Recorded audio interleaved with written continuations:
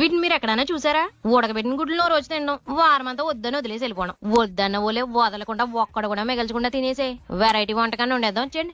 ఉడకబెట్టిన గుడ్లకి పొట్టు తీసేసి మజ్జిగ కోసుకుని పచ్చసోన పక్కన పెట్టేసుకోండి. ఇప్పుడు ఈ గుడ్లను వీడియోలో చూపిస్తున్నట్టు చిన్న చిన్న ముక్కలుగా కోసుకుని ఒక గిన్నెలో వేసేసుకోండి. ఆ తర్వాత అందులో కొంచెం ఉప్పు, పసుపు, సన్నగా తరిగిన అల్లం ముక్కలు, వెల్లుల్లి ముక్కలు, అందులోనే కొంచెం పచ్చిమిర్చి, కరివేపాకు కూడా వేసుకున్నాక కొంచెం కారం, జీలకర్ర పొడి, కాస్త గరం మసాలా వేసుకుని ఓసారి కలిపేసుకున్నాక అందులోనే కొంచెం శనగపిండి వేసుకుని ఒక్క చుక్క నీరు పోసుకుని, ఎక్కువ నీళ్ళు పోయకూడదండి. ఆకను కొంచెం కొత్తిమీర, ఉల్లిపాయ ముక్కలు కూడా వేసుకుని శుభ్రంగా కలిపేసుకుని పక్కన పెట్టేసుకోండి. ఇప్పుడు ఈ పిండిని వీడియోలో చూపిస్తున్నట్టు చేతిలో బాల్స్ లాగా ఎగరేసుకుని సలసలా మరుగుతున్న నూనె వేసేయండి. రౌండ్ గా రాపోయినా పర్లేదండి, ఇంచుమించుకు వచ్చిన వేసేయండి.